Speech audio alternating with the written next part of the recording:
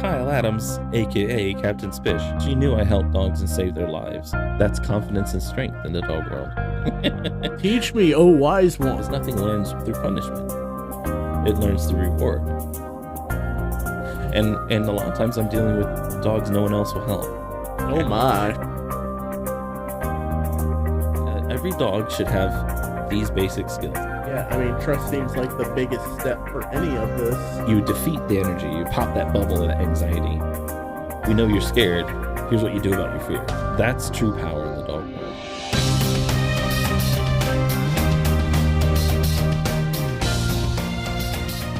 Welcome back to the Captain Spish Dog Behavior Podcast. I'm Kyle Adams, aka Captain Spish. I'm here with First Mate T.Tommy. T.Tommy Doolin. I am not a crook. I'm not a crook. Oh wait, hold on. You gotta do this. So Yeah, no. I'm not a crook. I'm not a crook. So we've had a lot of, because of my outdated equipment and a few other things, a lot of technical issues. So we're gonna have to re-record this episode about leadership because it's that important. It's very important. All right, nothing wrong with that though. We got it down pat. We've got pretty much all the bells and whistles figured out now. Oh, yeah. All the extra things. I've You've thrown put a some lot of money money at it. into this and whatnot. Yeah, I got a new standalone recorder that does better job and got a camera to back it up. Really, we should be using lavalier mics with this thing. Ah, But, you know, whatever. We're We'll just rebels. put this audio on that. Yeah, so we've got some upgrades. leadership. The leadership obviously is in context with the dogs. Some of this might try, kind of tie over into other leadership into humans and kids, because they're kind of a subspecies, and so on. Yeah, I can't fault that. I have my son and my daughter. Yeah, they're You know two what I mean. entirely different beasts entirely. Do you think that's because they're male and female, or is it their age, or just because No. people are all individuals? No, I think it's because they're individuals and because one's 18 and one's 5. So the and the 18-year-old acts like the 5-year-old. Exactly. most I of was the about to time, say so. that's pretty much the same mentality at that point. Just a 5-year-old that thinks it knows everything already. Well, no, because the teenagers typically go through the whole "I'm invincible, nothing can stop me, I am your god now," Yeah. and then they get kicked in the face by life, and they're like, "I'm so sorry." Yeah. And nowadays it all happens online for perpetuity. Ugh. Yeah, I'm glad that wasn't like that when I was growing up. My God. I don't The know. videos that be floating around right now. My son doesn't exist without a chat room. Oh my god, he's got like Those 5 still exist? Well, on Facebook, he's got like 5 or 6 different RP chats that he's in at a time, and that's the only time he answers his phone. He doesn't ever answer it when you text him or you call him. The roleplay chat. But, you role playing something about Five Nights at Freddy's or, something along those lines, and he is on it. I don't understand the Five Nights at Freddy's thing. It's kind of like also, I don't understand why anyone plays Minecraft because it's just so low res. Like when I was growing up, everyone wanted better graphics and everything to be like you know what? high bit rate. And now that I they can play say- this 8-bit game. I can say this for a fact. My son got Minecraft, and I'm firmly against it. I'm not doing this crap. One day I told him, I tell you what, son, I will play any game you want me to play with you. And he picked Minecraft. You know what? After that is so soothing and relaxing to be able to do that stuff. I mean, the only issue is the music wants to put you to I sleep think while I you're do playing. actually understand it, especially if you put it in that context. Because think about people really love lo-fi music, and something about a not overly produced, overly stimulating, overly clear audio. It's It's actually very therapeutic, and they even use it in it's almost schooling now nostalgic too. for us. It's amazing some of the stuff they do in games now that are used in school, like Portal. I'm not sure if you're familiar with that. I've heard of it. They use that to help teach physics because of how the science and everything else works with momentum, gravity, everything else. Oh yeah, that makes They sense. actually have a version of it, Portal, the educational version, where you actually can create different maps or stuff like that to help teach velocity, momentum, mathematics. It's really kind of impressive, honestly. Huh. I know it has nothing to do with leadership, but it's, good to throw out there. Yeah, I was thinking that, but that's fine with the little side chat. Yeah. Just edit this out. Cut it out. But no, leadership leadership in the dog world. A lot of people think it's dictatorship. I'm the boss. I control you. You do what I say. What was that we used with her? Was it called alpha rolling? Yeah, stuff like that, or Yeah. just force, lots of force and overbearing kind of behavior where you can't treat a dog like it's your slave and or it's a computer or a robot that you just I say and just you do, and there shouldn't be anything about you having feelings, thoughts about it, just being distracted or anything like that. As a dog, it's just there's no leeway for them being what they actually are, which is a living, breathing, thinking, feeling animal. Mm-hmm. And that's just not leadership. Leadership requires listening and understanding and actually communication, like we talked about just on the other episode. Like you have to decode and understand and figure out what the dog's saying to you, and then you have to encode a message to them that they can receive and decode and Mm-hmm. then understand back, and also knowing when they're capable in the mind state where they can even take and think and decode a message you would send to them. So that's something to be aware of too. So leadership is being up here, seeing as much of the whole picture as you can, and doing what's appropriate You got to to be help. observant, receptive to. Yeah, it's a I guess you. responsibility. It's I a guess job. would you call it criticism coming from a dog? Like receptive to the criticism of the animal towards you. Like if they react a certain way to something that you're talking or trying to stress to them. Yeah, it's Um, not criticism in like a human sense, but well, yeah, it was like where it's the oh yeah, that's kind you of what I think you're a mean. big Is like baddie. that's kind of like the best phrasing I could come Yeah, I think because it's a good way to that's something start. that a good leader it communicates they're receptive to the criticism of the people that they're trying to lead as If you well and think about it, whatnot. it's just the other part of the communication, and Hmm. communication requires encoding, sending, and receiving, and decoding, and then encoding, sending, receiving, decoding, and so on. It has to be both sides. It's not just preaching or yelling at or talking to. So yeah, the dog's criticism would be just its response, whether it's negative in on Hmm. its own part, where it's like, I can't listen to you right now, or what did you say, or it misinterprets. They can so Hmm. Like, what do you mean by they that? can misinterpret your approach and your attention based on what state of mind they're already in. So if they just got done being reactive or aggressive, they're going to expect their instincts are going to say, well, they're going to retaliate, they're going to Hmm. attack.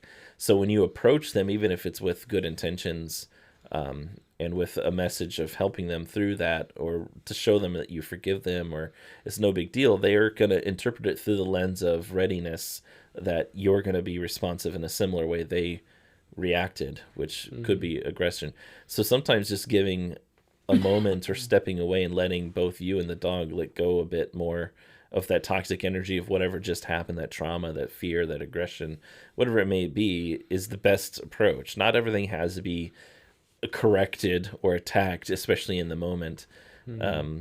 Sometimes the true emotional correction would be to allow their emotions to calm down so they can reach a state where they can think, where they're not going to see any actions or things you do as aggression or Hmm. negativity, so they don't misinterpret you.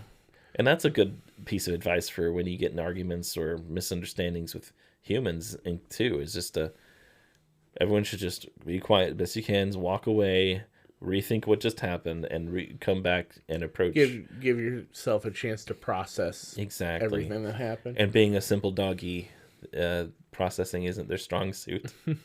And for us as humans, when we're emotional or feel offended or by our dog's behavior or scared of what might happen, we need time to process too.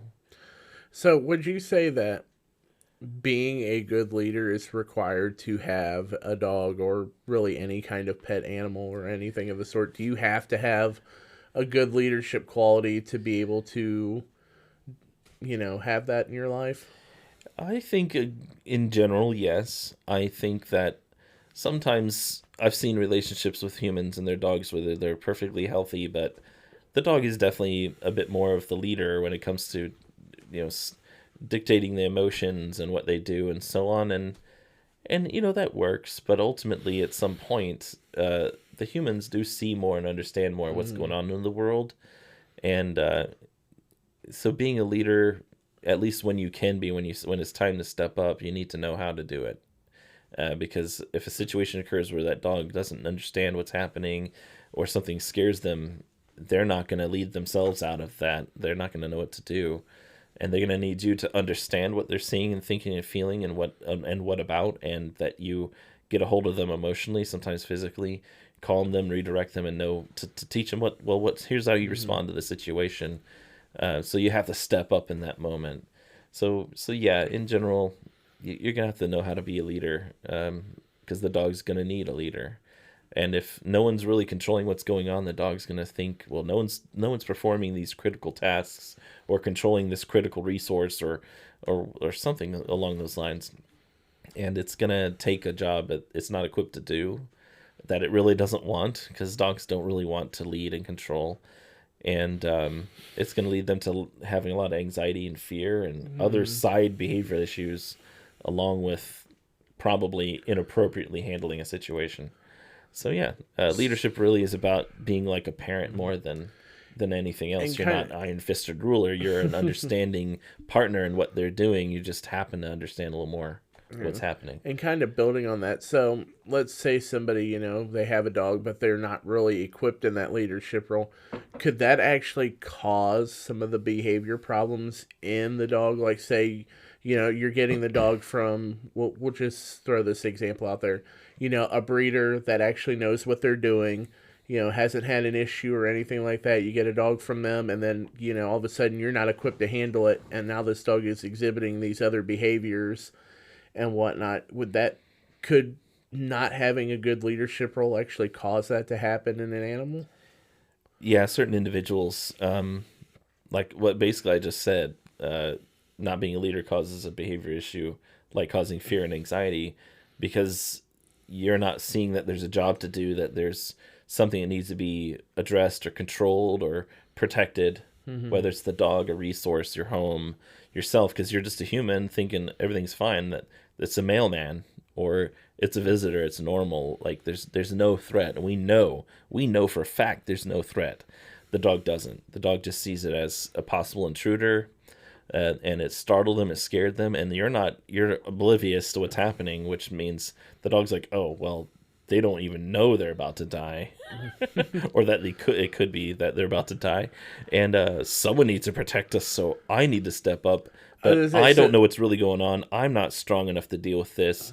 I'm not equipped to do this, and I could get attacked just by even my owner or fellow pack members, family members, because I'm taking on a job that absolutely isn't mine, but someone has to do it. So now they do that job with fear, insecurity, right? Yeah. No. Same. Trying to keep that yawn down. I saw that. So yeah, that can insofactorily cause certain behavior issues, and then that could become a habit or a trauma or both. Yeah. So. Well, I was gonna say, because we've discussed before about the different, fight, flight, fawn, and all that, and if the dog feels like they got to step in the leadership role, and then that's still going to kick in regardless. Yeah, because they have a fear, because they know that what they're doing, and they know that it's not their job to do it, but it's thrust upon them. And it's like if someone throws you in the deep end of a pool and you didn't even know the pool is there. So, no, I need to do a thing. What is the thing? Is swimming? I don't drowning. That's when you doggy paddle. But yeah, definitely, it's just you have to be the leader. You have to be aware that your dog. Either first, you have to be aware of what your dog has or has not experienced, and be prepared to cause or get them into a situation that they haven't experienced, and know what it would be like for them to have a good experience, and control the variables best you can to make good experiences where you can, and then know how to deal when it's not such a great experience, so you can kind of salvage the situation, and either remove them from the situation until they calm down, and either the real trigger is gone or it's calmed down, and then reintroduce them to the situation to the point where they're not failing. Either that sometimes is how close they are to something that they're scared of, or how long they're there, distance and duration. And when you see it building and you get that connection with them, say, this is what we do when you start feeling this. You look at me, I see you, and we leave. So you retroactively fix, like, a situation where, like, if they go into a pet store and the dog reacted to them and almost got them, and they reacted back with fear, you can remove them. And even if the dog's there or not, you bring them back to the situation. You see their anxiety rise. You connect with them. You don't get them too close or keep them there too long before they go over that precipice of into just fear. Yeah. And you connect with them. Tell them sit for me or do something for me. And I understand this place scares you, but you see it's okay. And we leave. If it's too much for you, you tell me, we go. That's a true leader. It's just teaching them that they can talk to you, they can tell you, they can say, I've had enough, and that's okay, and you will listen and you'll remove me if it's too much. As opposed to if, the dog no dog, deal with it. Yeah, exactly. You're just the dog. You can't say what you do. Or, oh no, I will lose and I won't be as much of a leader if I cave to your feelings and your desires. I was going to say, do you think some people get kind of like, if they do that, if they relent to that, then the dog might feel like it could walk all over them? I have clients all the time worry about either doing the wrong thing and permanently traumatizing their dog, avoiding things too much and not actually helping the dog, but they don't know what else to do. And the number one thing that, especially back when Cesar Millan was more popular, they're worried about, well, doesn't that mean the dog wins if I cave to them, or if I leave the situation, or does that mean I lose? It's not about win or lose. Leaders don't care about if you win or lose. You're not playing a game. What you care about is what your message is and what the results are. Well, I think that in any kind of relationship, there's not a win or lose situation. I mean, at least a good relationship. I was going to say, at least to me, because if you take, a relationship between two people and whatnot, you're not in there to try and win or try to lose. It's not a competition. The only winning or losing you're concerned with is you as a couple, as a whole. Yeah, and I feel that would translate to it's not you competing with someone you love with. Yeah. It's you helping someone you love win. Yeah, I figure that would translate to the care of any animal, any kind of any pet, living being, in my opinion, and whatnot. So when you deal with your children, when you deal with your pets, when you deal with your spouse, you're married. How often are you and the wife competing against one another to see who's winning in the relationship? Oh, well, that depends on where you're talking about. No, seriously. All right, you're the captain, but I'm abandoning ship now. I'm out. Well, exactly. You don't even. They're not there to be your enemy. Certainly not your dogs. That's what I love about dogs. There's no ulterior motives. There's no intentional criticization. Criticism. Criticism. There really is no intended negativity towards you. There's only pure reaction and instinct and wanting to please you and to love you and be loved by you and be safe with you. So it's easy to honor that and to not add extra human anthropomorphic. Yes, anthropomorphic. That's why I'm the first. I use that word a lot, but my tongue is twisted today. But you don't add more human traits to the dog than needed. Use Occam's razor or whatever you want to think of it as. That it's just superfluous. It's unnecessary. It's not true. They're not there to compete with you, win against you, dominate you. That just doesn't happen. That's based on an ancient 1970s case study about captive wolves. And it was so criticized. It was not done right. All the results that came from that were completely alpha mentality that people are going around and goes back to the alpha role. TikTok, I'm an alpha male. Exactly. So let's talk about leadership in the human world and how that translates to the dogs, and how that translates to what I have to deal with sometimes with clients, and about this whole win or lose, or am I the leader or not, or the dog trying to dominate me? Should I dominate my dog? And that's the thing, too. Think about any other relationship you have that's a loving, mutual, and respectful relationship. Once again, outside the bedroom, are you trying to dominate your wife or your girlfriend? Hopefully not, otherwise you're a jerk. Consensually, maybe. Consent. It's very important. And there's such a thing as consent, and that's a good leadership skill, even in the dog world.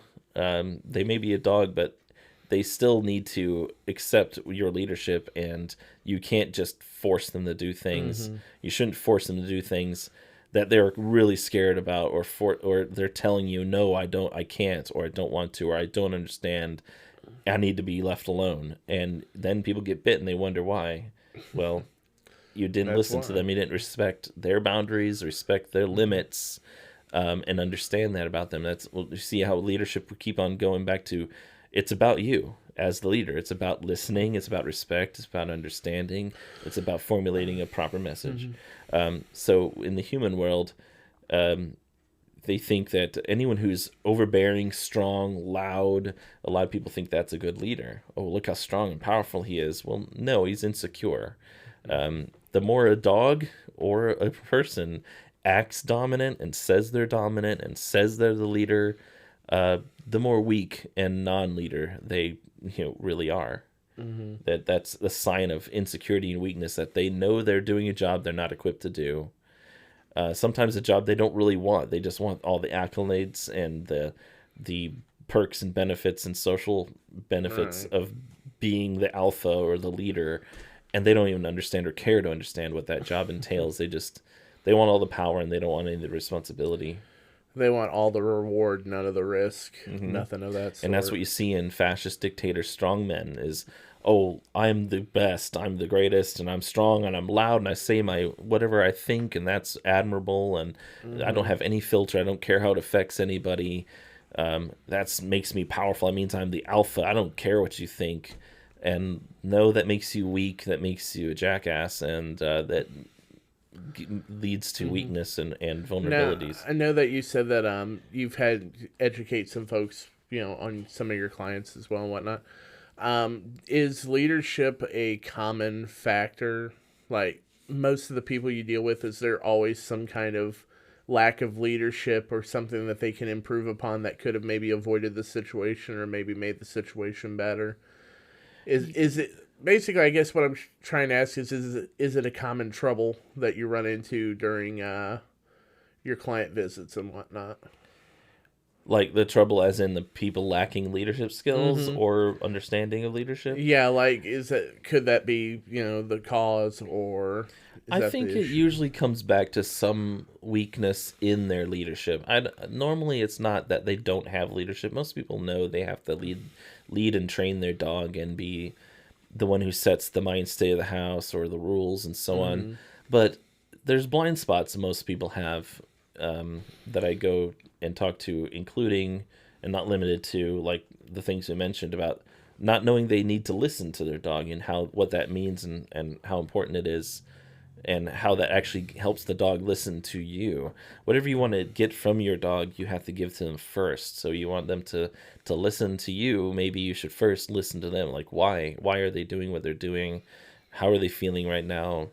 Are they listening to me or not? Can they listen to me in this moment or not?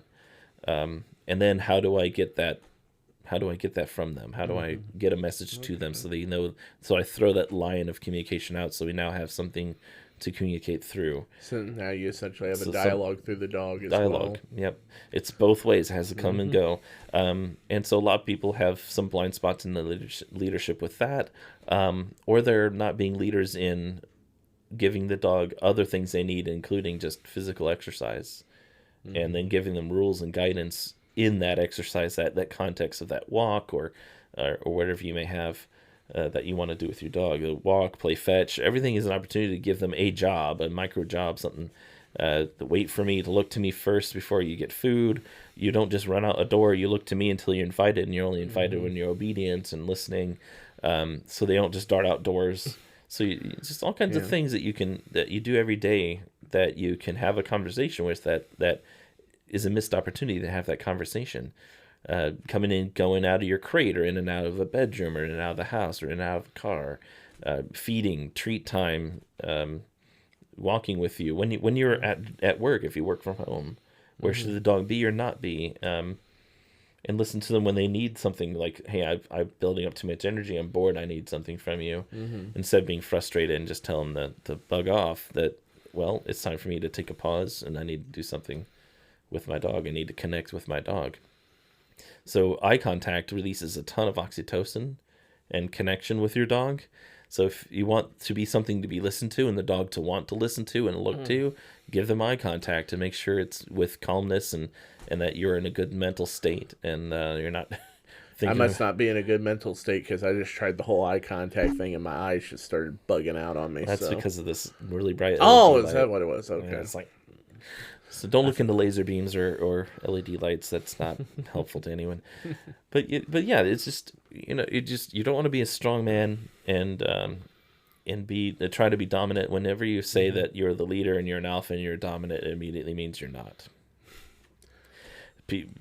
Strong people and leaders don't label themselves that. They just see that they're being a servant and being helpful and being loving. They see a job that needs to be done that's beneficial to everyone, and they do it for that sake. They don't do it for any other reason. So they're labeled by others a leader or strong, and that's how you know when someone actually is those things. Yeah.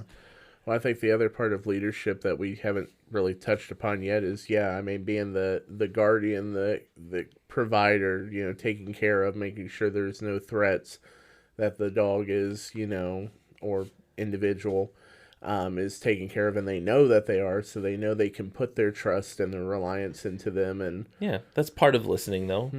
That's you realizing what they need and what they see, how they see the world, and knowing what to do about it. So that's a big part of it, is performing your job, and your job is to dictate the emotions of the situation, to properly respond to your own emotions and to others, to regulate your emotions and what you do with them, so therefore you can then help regulate the dogs. These things are very important for when you're dealing with dogs, especially certain breeds. Like we were just talking to Kimberly about bull terriers, and most bull terrier I've encountered, especially ones that come to me for behavioral help, they don't come pre-programmed. They know nothing about limiting their energy or what to do with their feelings, and no emotional regulation, like Kimberly said. And so you have to then learn to help to regulate yourself, so you're a rock in the ocean of emotions that are crashing upon you, not a flag flapping with your dog's emotions and being wavered. It's okay to be affected by their emotions and know and feel those emotions too, but we have to stand firm in what we know to do about them and help them calm themselves, regulate themselves. I think it's only natural that you would react to anything that they do, whether it's good or bad. But like you said, it's important that as a leader, you still need to, okay, this is happening, but we still gotta take a minute here. We still gotta process this and, turn it around.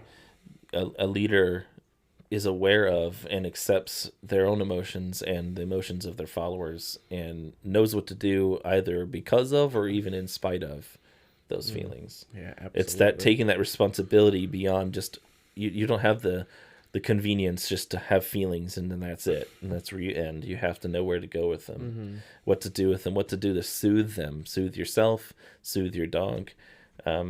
That's really the essence of leadership, is wanting to do that job for others, and because of love and because of knowing it's what's right. And it's noble. It's not self-serving or ego petting. Ego petting. That's a great band name. I think that's yeah, with Saturday Night Live with musical guest ego petting. See, that just sounds like a skit right there, though. Do you when you explain this kind of thing, because I'm sure with clients that are lacking in the leadership, you kind of take this and explain to them and whatnot. Do you ever get a lot of pushback from that kind of thing, where your idea of a leader clashes with theirs? When you start explaining, well, this is what you could be doing, this is how you should be doing it, and then they're like, you did not just tell me how to talk to my dog. Oh, well, those people may think that they are disagreeing with my leadership's like approach, but in reality, they're just letting their ego get in the way. It's more about their emotions than reality. But the ones that do, people, we're all raised differently, and how you're raised at a young age becomes a core part of who you are and how you react. What your first response is to things. And a lot of people were taught to be genuinely abusive to dogs as a training technique, just like that dominance theory we were talking about earlier. Yeah. So I try to be gentle with those people. instead of confronting what they're doing and label it and say, "Oh, that's abusive," or "That's terrible," or "You're a terrible person for doing that." Here's just show them a better way. Like, no, no, no, because they called you in, they deserve that respect of being helped and not confronted and attacked.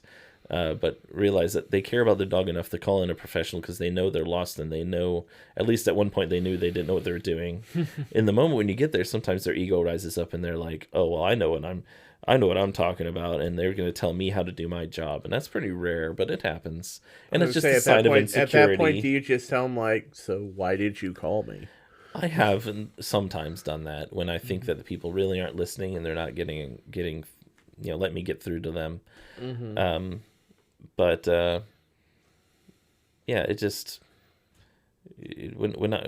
hard to teach those kind of people. But it's best not to confront them because you close them down more when you're like, "Oh, that's wrong, or that's bad, or this is It's sometimes just, hey, slow down, stop, let me try, and then I do something that's far more peaceful, far more effective, with a lot less noise. I think we're circling around because that makes you a good leader.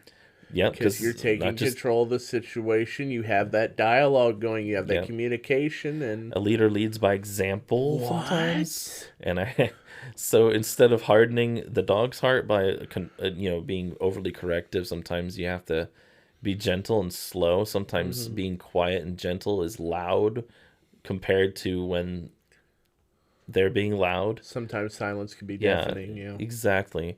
When you're contrasting what they're doing, it invites them down. So when they're like, "Oh my God," and they're freaking out, or they're being aggressive, or being too pushy about something, you come in and invite them down and get their attention and really bring them to reality. Hey, this is what's actually going on. Here's how I feel about what you're doing. I'm not coming into your world. I'm bringing you into mine. So you rise above. You can see it this way too. You're up here seeing what's actually going on, and the dog's right down there, real close to whatever they're upset or worried about. And you invite them to come up and see what's really going on, or you're like, "Hey, I see where the out is. You can't because you're too close. Give them a bigger picture. You're making a mountain out of a molehill." Yeah. And I know the way out. So leaders bring themselves out of the situation, even if they're getting pulled into that dog's world or their followers' world of the trouble and the problem. We can stop ourselves and rise above and see the whole picture and where the out is, or at least start getting an idea of where the way is to get out of this trouble and this problem. And so when I'm in that situation and they don't know how to lead and they're being assertive or pushy or doing things that you could see as offensive with their dog, I'd rather remind myself they want to know the truth, even if they fight me and act like they know better. I'll just show them the better way anyway. And sometimes those people need to be kind of verbally slapped out of it. So sometimes they'll be like, "Hey, you called me in for a reason. I'm the expert. I'm the professional. You at one point when you did call me, you knew you didn't know what you're talking about. I just want you to remember that moment and realize that I'm here to help you. I'm not here to judge you. I'm not here to attack you. I'm not here to hurt you. I'm genuinely here to fill in the gaps in your knowledge and not say you don't know anything, but to say, yeah, you know a lot. You've been doing a great job. You've come this far and you've hit a wall because, like what Kimberly had, Kimberly's very knowledgeable about dog behavior, but at one point she knew she hit walls of her knowledge, and so she did some study and she called in people to help her. It's and that's a good leader too, knowing your weaknesses and calling in other resources, filling in your knowledge for the sake of others. Not afraid to admit that you need help with a situation. Exactly. And willing to seek out that help. It's not demeaning to you, not at all. It's actually a great strength. It shows true strength and true leadership is to know, hey, I don't know what I'm talking about here. I don't know what's going on. And you admit that to your client, not clients, but to your followers or whoever they are. But you say, but I will find somebody, or I know somebody. I mean, I think that really, not just with leadership, but that applies with everything in general. If you ever feel like you need help with something, ask. Because that's what makes everybody better at everything. It's like if you don't understand the situation, you need help. Just ask for it. It's not going to hurt you. It's not going to destroy your reputation. It's not going to make you seem... It's okay. You might meet some people that'll attack you over it. Ignore them and move on to someone. Because there's going to be someone that wants to help you and that is equipped to help you. or they will, or someone that'll actually be like, hey, I'm right there with you. You're not alone. I also don't know. Here's what I've experienced, or here's someone I think might know. It's okay to be a group together. So ultimately, what you just mentioned is a good point, that even if we don't have any followers, we have ourselves as a follower. Yeah. And just all these details about being a good leader to followers and to dogs or to people applies also to how you treat yourself. You respect and you acknowledge your own emotions. Yeah. You see yourself from the outside and what you're doing in your cycles. Yep. You're gentle with yourself but firm. You help give yourself ways out. You get sucked into making mountains out of molehills and you can't see anything beyond that, and you stop yourself and you pull yourself back. You ask for help. You acknowledge your weaknesses. You're being a good leader to yourself by doing that. And if you can do that, you can be a good leader to others. And that's actually a reason why a lot of vets have recommended me to clients when, like, there's vets in other states I never met. There's vets in this state, in Ohio, I've never met. But then I have clients tell me, they recommended you highly. I was like, well, that's funny because I don't know who they are or where they are. I don't know you, but thank you for the shout out. But these vets have had clients that had problems and then came back to them and told them how I helped. And I think that's probably the important part too. If you're trying to recommend somebody to somebody, or they're trying to recommend, they probably should give an example of like, well, they've been able to do this in this kind of situation. Yeah, and that's, well, vets stick their necks out by recommending experts because they tie a part of their reputation up with you. I find it's a high honor. And I respect it a lot, and I appreciate it tremendously when vets recommend me, especially ones that haven't met me, but they've seen the before and after. They've seen their client defeated and upset and scared, and they've seen the dog's behavior and how the dog's attitude is, and then they've seen them afterwards after I've come out and talked to them and helped them, and they see not just that the dog has changed, but the people's attitude is better. They're more self-assured, they're calmer, and a lot of my clients have told me they've applied what I've taught them about their dog to their spouse, to their kids, and to their coworkers. And they've seen that they've actually changed their office's energy and attitude and mentality by being a good leader. It doesn't mean they have to take over the place. Leaders, there can be all kinds of levels of leader. You don't need to control everything to be a leader. You can be a leader of different things, like a leader of the mentality, a leader of the attitude, the leader of the thought process. Well, I think we've already established the fact that even if you were, say, in charge of everything, that doesn't necessarily make you a good leader. No, and I already brought that up too, that humans often elect the worst possible leader because they don't know what I'm saying about leaders can actually be seen as meek and gentle and not loud and self-assured and understanding. Yeah, but I think we as humans think society, leaders are loud and aggressive. I was going to say, we as a society in general, if they see someone who's meek and humble, well, that's not a good leader. They don't have the confidence in themselves. Good leaders still can be. They can be loud when they need to be loud. They can be physically strong or even forceful when they need to be. But it's balanced with when necessary. And a good leader immediately switches if they have to be pushy or forceful. It's with the attitude of kindness and the guidance and assertion, with the intent of immediately being gentle as they can be to get the same message across. Communication, once again. And like you said before, the force of the aggression is just to get attention. Yeah. And then what do you do with that attention? Yeah, like you said with dogs, many a time, you say, hey, stop, but this is why, and now we're going to do this. Yeah.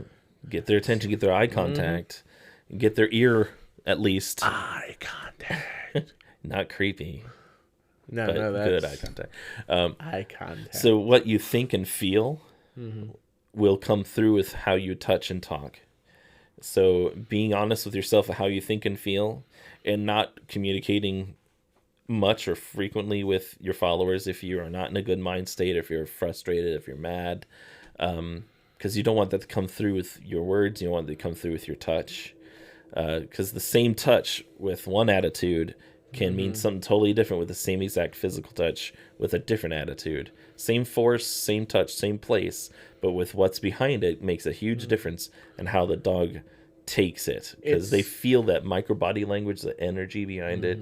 They see your countenance, and it changes your message because it's part of your message is your feelings Yeah, and I was gonna thoughts. say they'd be able to sense the subtleties in it, like, Hmm. the difference between a firm hand and a guiding hand, essentially. Well, exactly. Yeah, or a domineering over a repressive hand versus a firm, like dampening hand, Mm-hmm. one that's intended just to slow them down or pull the energy out of them, or to restrain them with the intent of calming them, connecting with them, and directing them to a more positive reaction. Mm-hmm. Versus a hand that's gonna just, oh, I'm the leader, I'm dominant, I'm gonna force you to stop, I'm gonna suppress, I'm gonna snuff you out, I think. and that challenges the dog. And then if you challenge the dog, they'll one up you. And then if you keep going through your cycle, you keep one upping them, and Mm-hmm. then at some point you reach the end of the baseball bat.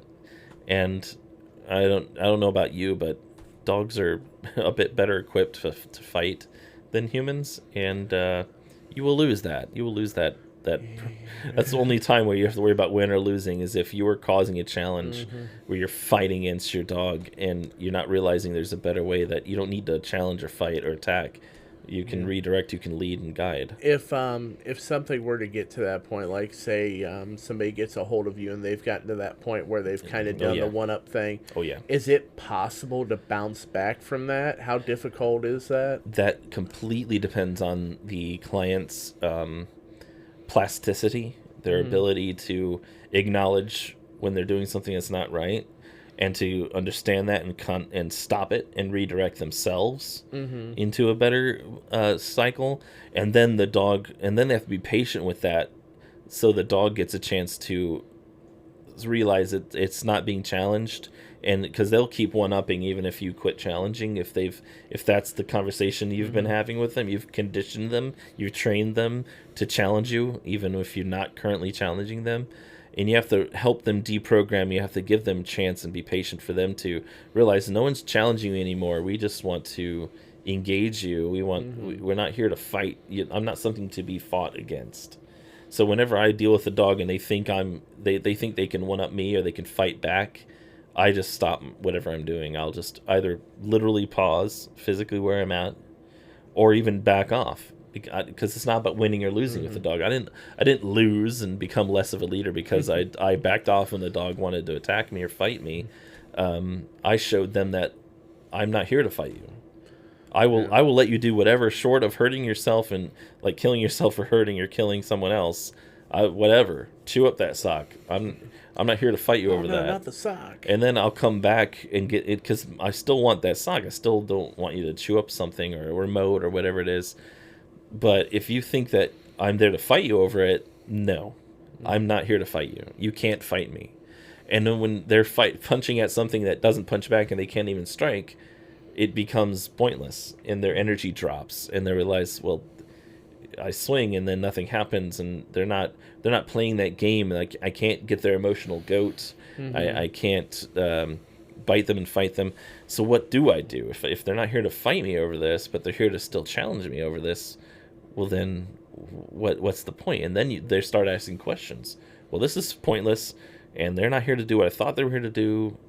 Well, yeah, dog, I'm here to just talk to you, and if I ask something from you, it's okay. I will get it eventually. Right.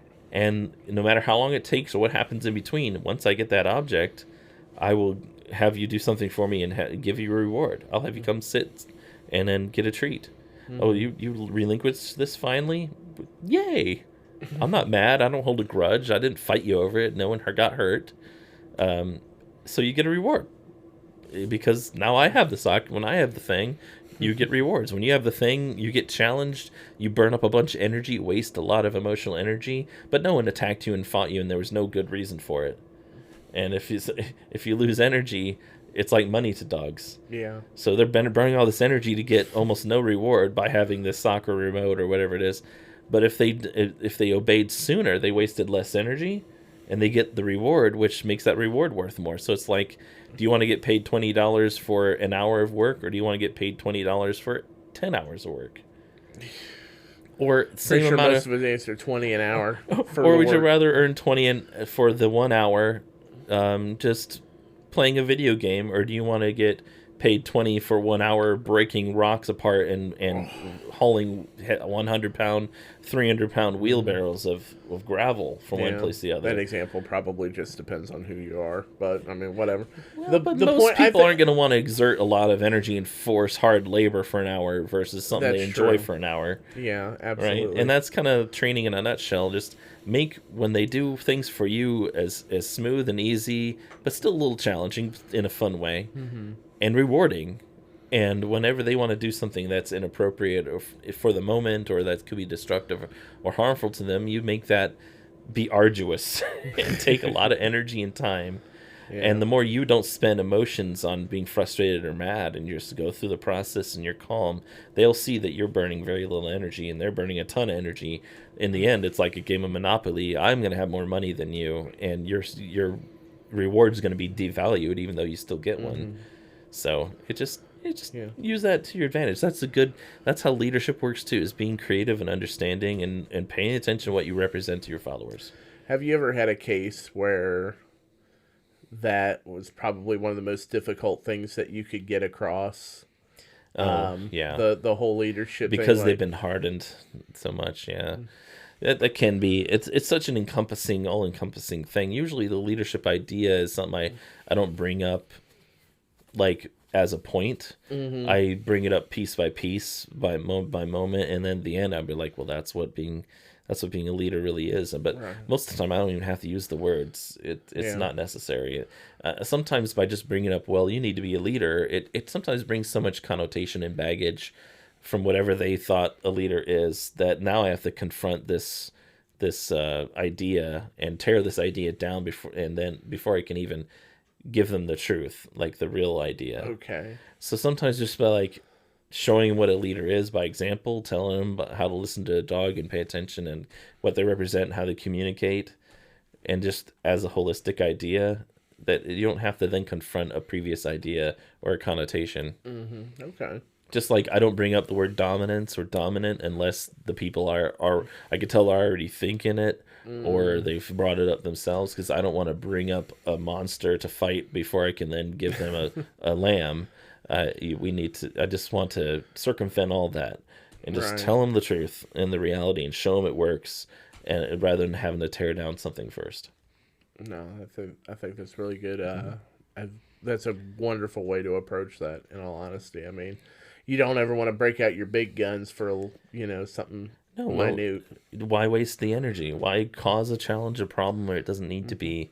Um, Sometimes it's literally like letting sleeping dogs lie. If they don't know it's about leadership, don't tell them it's about leadership. Just show them, tell them the truth about how to just listen and respect Mm-hmm. their dog and how to formulate messages and how to regulate their own emotions, right? So it just the holistic idea of it rather than having to label it. I mean, would you really say it's holistic, though, in that sense? Not in a woo woo way. Yeah, I mean, when you No, said that, that was my once first again, thought. Is so there's a good example. I holistic, bring up a huh? word that has a lot of Exactly. That's why I was like, baggage and as soon as you connotation. said that, I'm just thinking like, No, okay, holistic just means that a all encompassing idea, hmm connective ideas together. Because leadership, that's what it is. It includes all these little elements and how they interact and work with each other, and an arcing, no, overarching. yeah, idea, because it's like a story. Um, but yeah, it's just that's pretty much it. But yeah, I do have know-it-alls sometimes. It's very rare and it hasn't happened in a long time. Um, that think they know my job better and think they know what a leader really is, and they think oh they need to be dominant, and yeah, that could be challenging. But I have to be a leader and not hmm trigger more problems than I need, and not confront and cause defensiveness, Yeah. and to be respectful of those people's feelings, know that who they really are inside, hmm that they're just scared and they know they don't know and they're afraid I'm going to judge them. Who knows how their childhood was, if they were listened to and treated like they don't know anything and that they're worthless. I mean, just knowing who you Just are, and I empathy. and I know it can be intimidating sometimes speaking to you because I mean you do have that confidence about you and whatnot. Yeah, I I am know, the like captain. me, no, I hear that a lot, and and what? and it's just I've had people like, I wouldn't want to meet you in a dark alley, and I just see myself as just this very I kind, mean, I wouldn't, but honest. that's because you're short and Yeah, like, oh whatnot. my god, it's a It's like, gremlin. I mean, yeah. It's like, don't feed it after midnight. Ah, it's a leprechaun. Look at its mustache and its beard. But I mean, so it's like, yeah, I could see that because, sometimes with the knowledge that you have, it could be a little intimidating and whatnot. But But if people really listen, they'll realize that that's what I mean. I ask questions. I want to have input from other people. But I also know I have something to share that can be helpful, and that's what I'm excited about. Yeah. So Well, I from mean, from the inside, I'm just being helpful and giving to you knowledge like how I like people to talk to me. Like just fill me up, just talk to me. What do you know? How do you think? How do you approach this? that's one of the reasons why you started this is to get more of that knowledge out and Yeah, whatnot. So, without having to hear people gripe or say that I'm intimidating. well, we could edit the part out where I said that. No, it's okay. It's a part of how don't have your sometimes. co-host calling you out on it. It's like, I'm not And I intimidating. think that's sometimes what happens. That's probably you probably hit a very important point that sometimes when these people act know-it-all-y or act like they can tell me how to do my job or think it's about dominance and just hold on to these ideas and fight what I have to tell them. It maybe it's because I do come in with a true authority and knowledge that makes them feel lesser than or intimidated or bullied because that's what people use knowledge against I think them. it's also in how the information is conveyed because I know some people who inherently talk fast. They get a lot of information out like super fast. I have to fight that with myself. If you can't if your brain can't wrap that, like you need them to slow it down, it becomes intimidating. You're like whoa whoa whoa whoa whoa whoa whoa whoa Yeah. and whatnot. So just like I do with the dogs, I have to be aware of and try to do for the people, where I gauge how much they take, and that's a big part of this job is not being too pushy or fast, not making the knowledge too haughty or too belittling and low. Meeting the people where they're at, right? That's part of the leadership as well, is making sure that your message is being conveyed. It all comes back to leadership. It basically does. So yeah, that's something to be definitely aware of. That because that's what I try to do for the dogs is pay attention to how I'm coming across, if they're getting the right message, Yeah. being empathetic and respectful of how they may see the world, where they've come from, if they've what type of abuse or traumas they've been through. Humans certainly are no different. Where that, like I said, how they were raised or what they went through in life, they may have been bullied and talked down to, and so people with a similar attitude or similar confidence as me used it as a weapon. And so there's times where fearful dogs. I have clients talk to me on the phone, for instance, like, oh, our dog, they don't like anyone, they're scared of everyone, the people don't even know it's fear, they think it's just their dog's mean, and they don't realize that fear causes behaviors that look like assertion and confidence and meanness, when it's actually fear and weakness. And they're like, oh well, they'll probably love you though, because they think I'm some magical creature that all dogs love me because I'm the dog you guy. did say leprechaun. Yeah, leprechaun. So I'm the lepra speech. but then I warn them, it's like, well, fearful dogs respond one of basically two ways with people like myself. So I am true power in the dog world, like I've said, where I'm confident, I'm calm, nothing they do, no emotions they do exemplify to me changes my emotions much, if at all. It doesn't change my approach, doesn't change who I am, and that's so much power. But a lot of dogs have had power and confidence used against them as a weapon, to hurt them, and people have had that too. So I warned them, well, sometimes my confidence and strength is the worst thing they can see. It's the most terrifying thing they could experience, because if he has that much power, what is he going to do with me? Yeah. So I warned him, I was like, they may be worse with me than most visitors, and that's not a reflection on me or your dog. It's just it's a dynamic that you should be aware of. But yes, a lot of times fearful dogs see that strength and say, oh, finally someone who knows what's actually happening, knows what should be done, sees my fear and knows it's fear and knows what to do about it, doesn't respond negatively or anxiously, and they will gravitate to me. It's like, oh, thankfully it's someone to listen to me. Yeah. and who understands and knows what to do. And So would there you you say go. like narcissism would be a big enemy of being a good leader when it comes to dog Um, behavior? well, something to think about.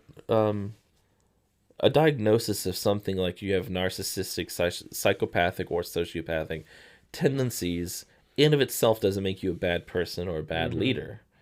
There's a lot of amazing leaders out there that have some of those traits, including narcissism. It's not that you have a personality disorder or an anxiety disorder or any other psychological diagnosis. It's your choices. What do you do because of or in spite of Mm-hmm. or being informed by those traits in you? So anyone can overcome those things or even be a good person even when having those things because of you either choosing to observe how your behaviors and your actions and your thoughts affect people and choosing to try to affect people or animals positively. It's just about caring, genuinely caring, thinking, understanding your feelings and others. It comes back to that respect. It comes Mm-hmm. back to that empathy. It comes back to not just seeing how you're being affected, but why these other individuals might be acting the way they are, Mm-hmm. and seeing if there's a way you can help them through that, and nothing else, not causing harm back. You may want to harm me, but I know it's not about me. It's it's about whatever you've been through. You're hurting, and when animals and people hurt, they're afraid, and when you're afraid, you retaliate or you defend, or you hurt. You spread the hurt on. You think if you Mm-hmm. hurt others, with humans anyway. Dogs, I don't think this is the case, but when you hurt others, you think if you'll purge yourself of some of that pain, and really all you do is when you hurt others, you hurt yourself too, Yeah. and then the pain is doubled, and then you just keep through that cycle, and you just hurt others, they hurt you back, you get hurt just because you hurt them, and and then when somebody just doesn't reciprocate that pain back, when someone doesn't hurt back, when they see that even if they don't understand exactly where you come from, they see that the pain isn't about that what you said isn't really, no matter how personal you try to make it, it really Mm-hmm. isn't about you. It's not personal, and they allow that pain, those emotions, to splash upon you, or upon them, and they respond with kindness anyway. They respond not with being, heaping coals on your enemy's head, or trying to be kind just to be mean. There's people like that too, Yeah. where they're nice to someone who's mean to them because Mm-hmm. they'll make them look like a nice person and it'll make you upset. No, it's not with any kind of ulterior motive, Mm-hmm. just like the dogs. It's for a pure sense of, oh man, you're really hurting. Who did this to you? Right. And Yeah. I'm not one of those people. I'm not going to hurt you back. I'm going to push back. I may defend myself a little, and that's okay. But it's not with the intent of overwhelming you or hurting you back, or retaliating, right? Absolutely. That's discipline. That's emotional discipline. That's self-discipline. And that's to control oneself in spite of the situation. It's the most loving and powerful and leadership thing to do you could possibly do. It's the most human thing you can do. And even though it's a very human trait to me, animals do it frequently too, Mm-hmm. because they just don't have ulterior motives or egos of their own. That's the point. They're doing it just because they're not doing it to. Pure reasons. Yep. You never have to question their motivations. Their motivation is to make everyone's lives better.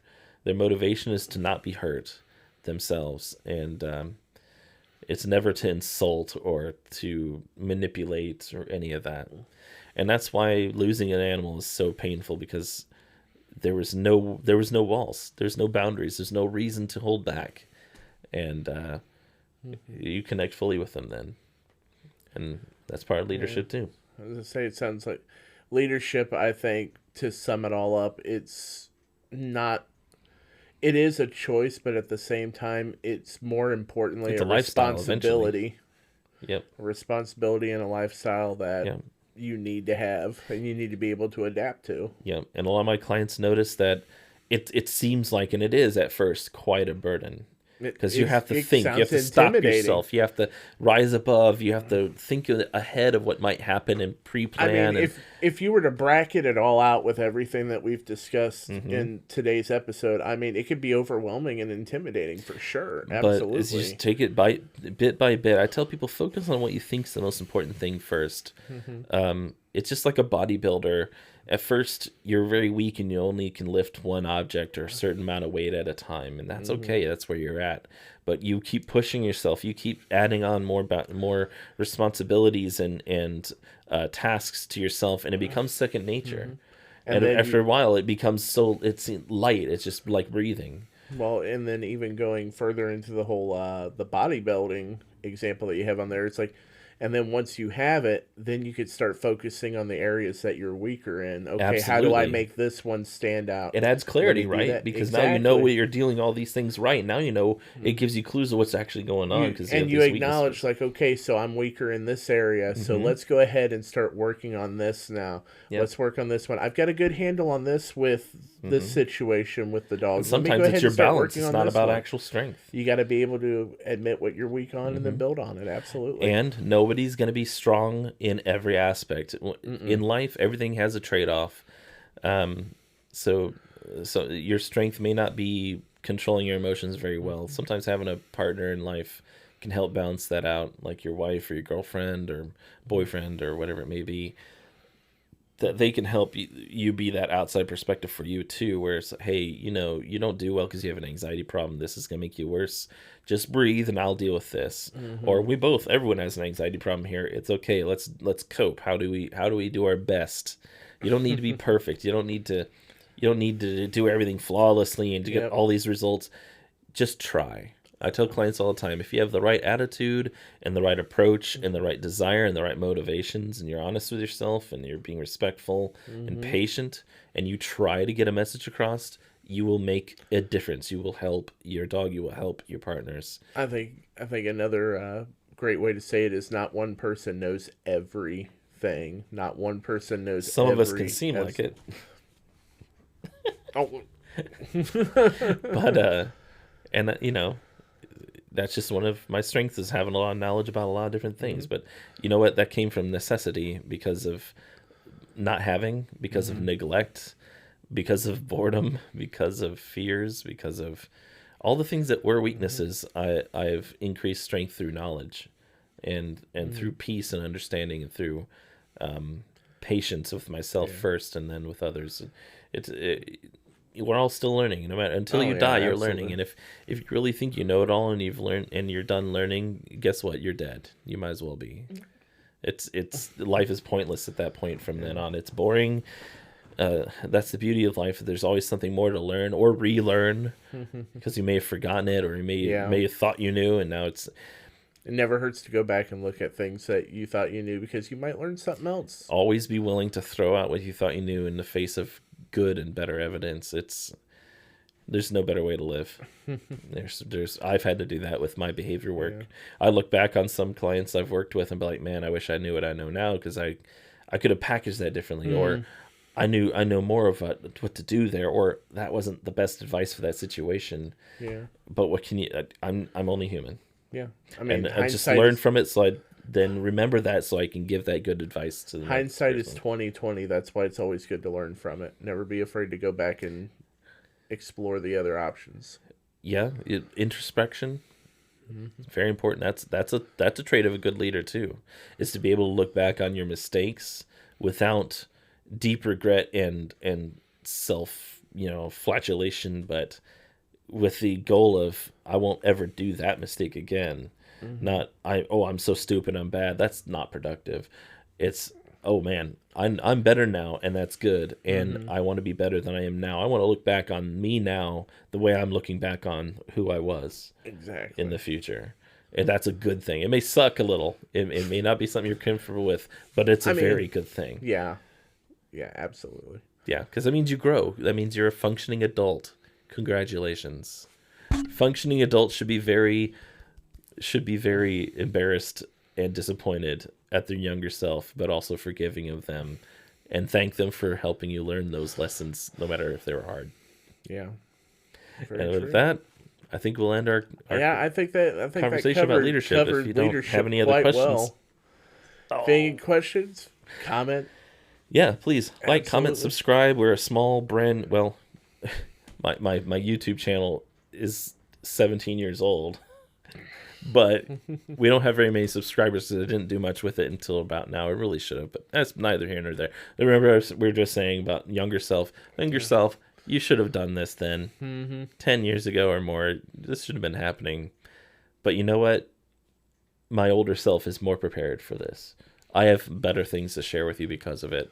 But if you could share us, on Facebook, on YouTube, wherever you're getting this content, like, share, subscribe, help us grow, help us reach more people to help them. Let us know how we can be better.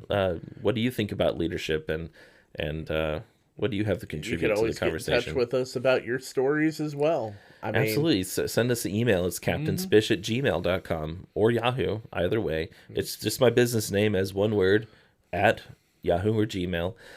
You can comment down below if it messages us on Facebook.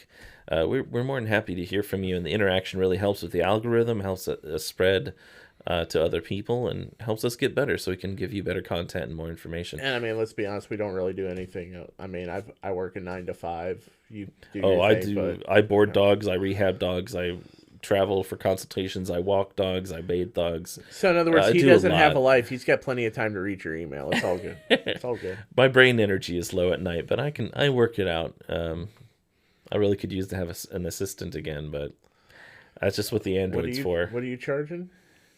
Or what do you pay? I'm paying? Yeah, what are you paying? Like, what do you charge? Yeah. Hugs and kisses. That's pretty much it for now. Yeah, I don't think my landlord's going to take a hug and kiss. No, that's why Trish works for it, though. But anyway, we'll see you next time on Captain Spish Dog Behavior Podcast. And it's been nice to see you. Dog bless.